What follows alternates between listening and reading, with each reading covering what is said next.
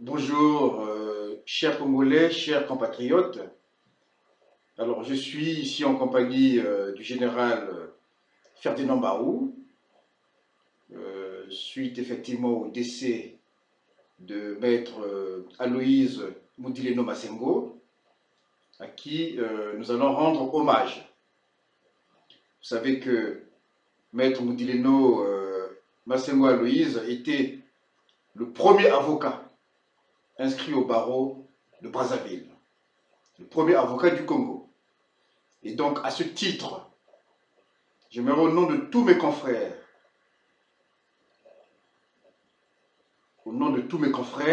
présenter nos condoléances à la famille, pour dire que c'était un des nôtres, très brillant en politique, très brillant personnage politique dans ses analyses, puisqu'il avait en son sein la bibliothèque politique du Congo-Brazzaville. Eh bien, maître Aloïse Moudileno Massengo nous a quittés, et donc nous voulons lui témoigner de notre reconnaissance pour tout ce qu'il a fait pour la République. Et il était aussi proche du général Barou, et ce qui explique donc la présence du général à mes côtés.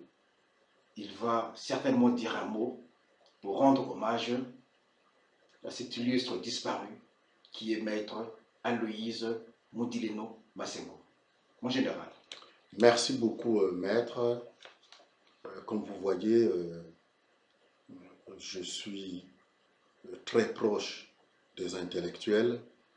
Je suis très proche de vous. Vous êtes mon avocat. J'étais très proche de maître Moudileno Massengo.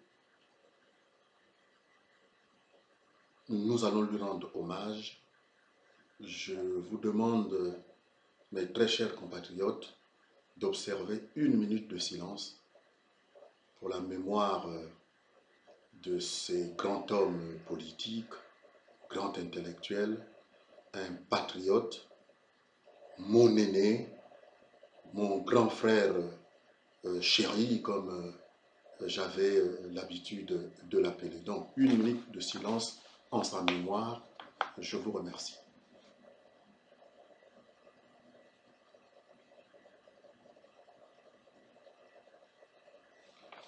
Merci, mes très chers compatriotes.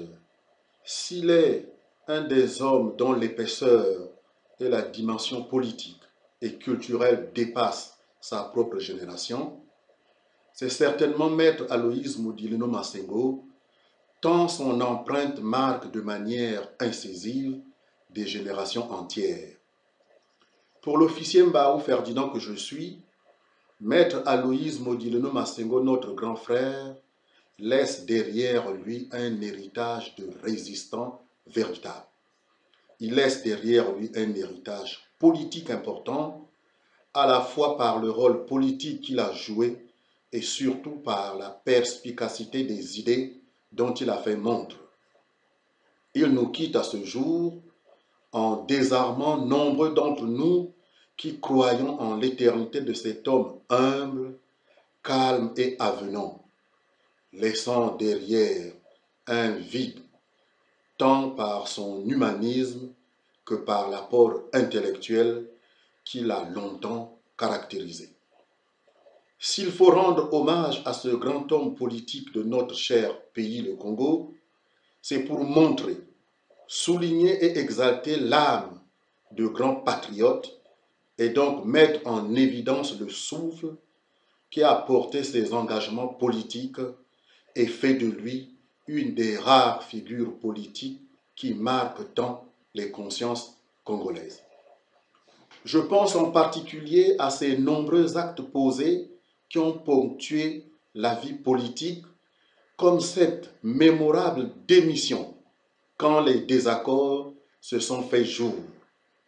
Maître Aloïse Moudileno Massengo, notre aîné, un de nos modèles, puisque je suis croyant, montrait de ce fait qu'il n'avait pas le corps chevillé à des avantages matériels que pouvait procurer une position politique ou une fonction acquise. ne laissant donc aucun espace à la surenchère, mais cherchant plutôt à demeurer en accord avec lui et ses idées.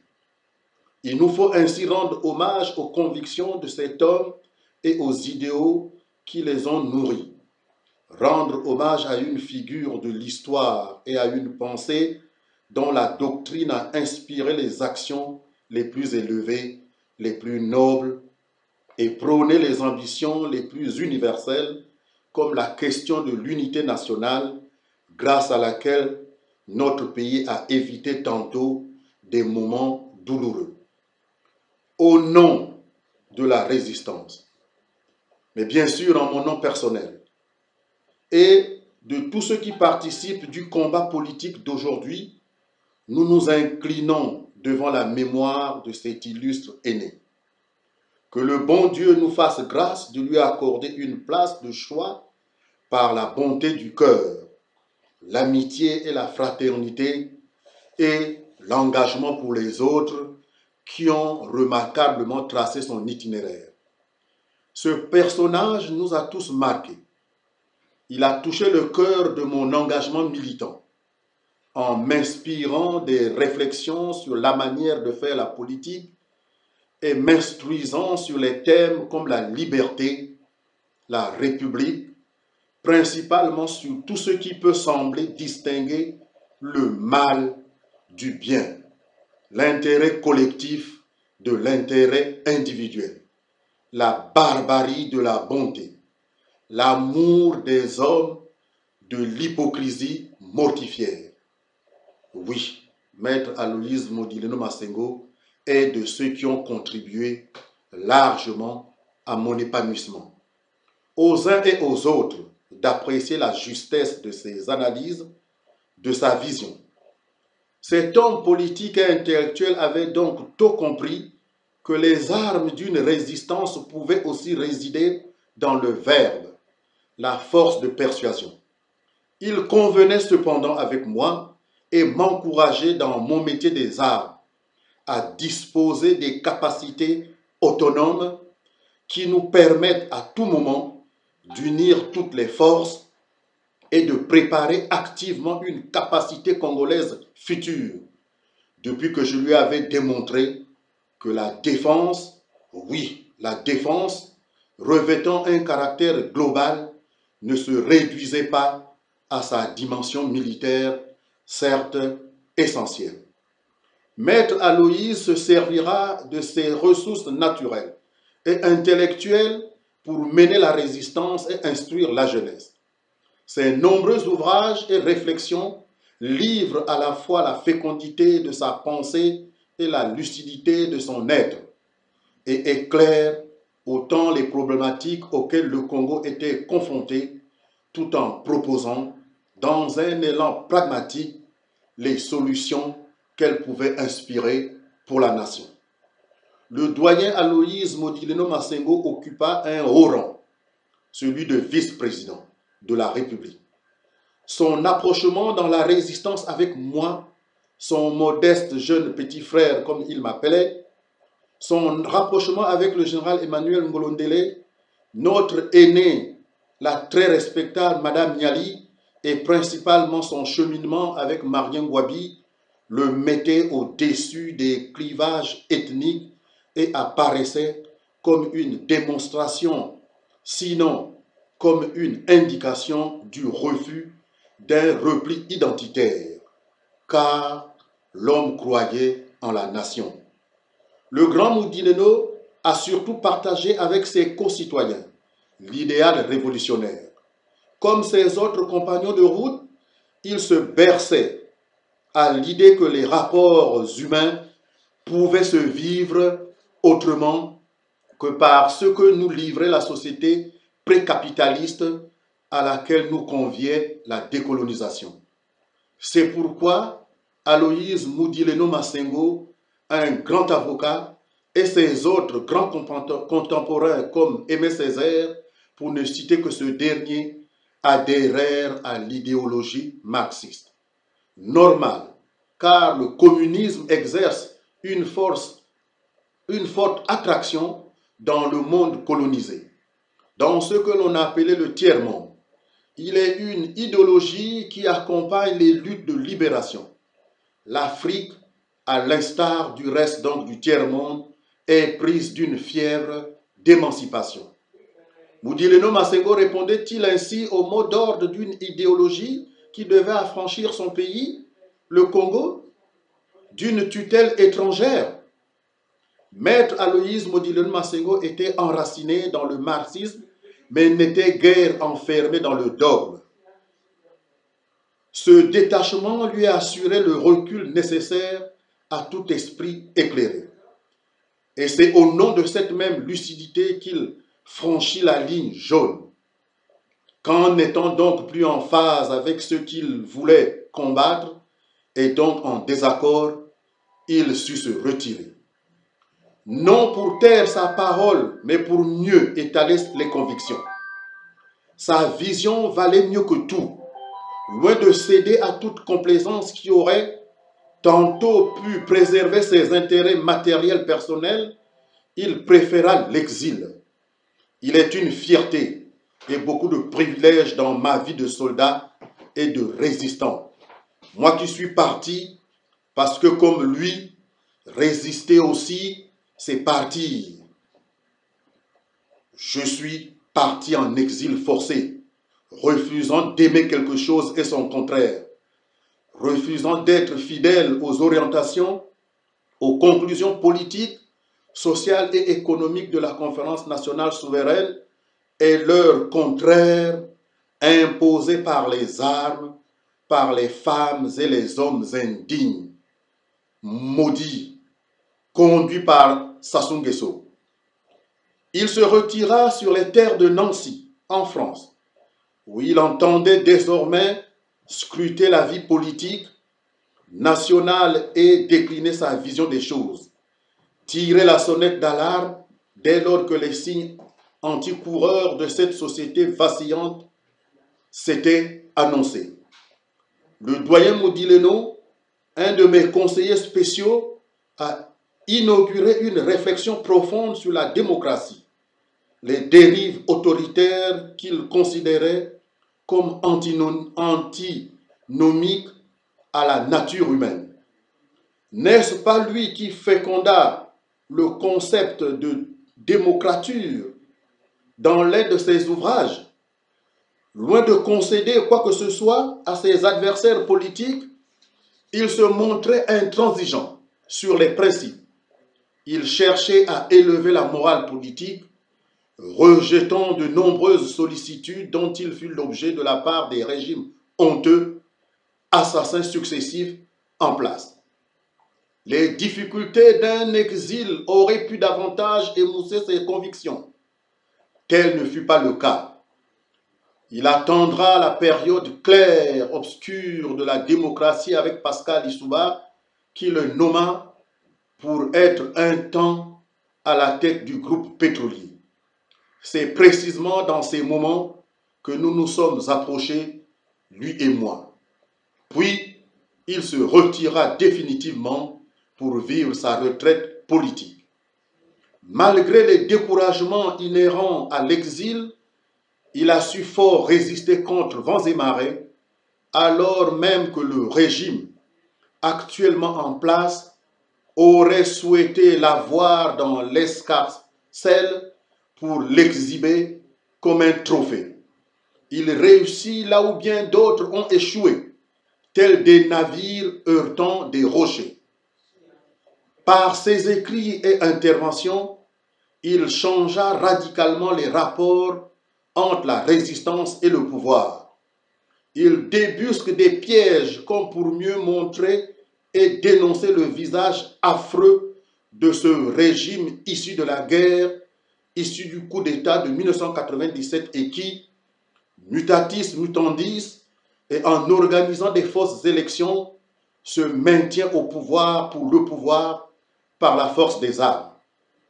Tel donc un oracle, il put prédire l'hécatombe de la région du Poul dont il souligne qu'elle relève de la politique d'épuration ethnique, laquelle chercherait à emprunter les habits d'une rébellion.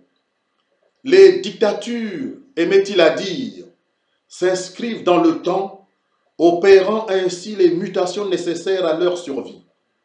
Car, épousant l'ère du temps, elles se donnent le visage d'une main de velours. Ainsi, les dictatures possèdent cette ingéniosité de survivre parce qu'elles se muent en des démocraties viciées. Ce qui semble, autrement dit, le cas aujourd'hui dans notre pays. Cet homme digne nous quitte, laissant le souvenir d'un homme intègre, une belle leçon pour les générations actuelles et futures.